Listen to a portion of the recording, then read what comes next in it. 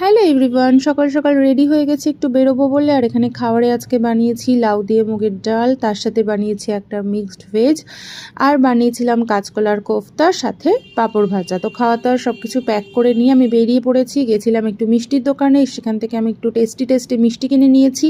তারপরে চলে গেছি একটু ফলের দোকানে। ফলের দোকানে ঢুকতেই দেখি চারিদিকে শুধু আম আর আমার, বাট আমি কিনেছি একটু কলা আর মুসাম্বি লেবু মায়ের জন্য আর ঘরের জন্য। তারপরে আমি একটা টোটোতে উঠে পড়েছিলাম, কারণ আমার হাতে অনেক জিনিস হয়ে গেছিলো।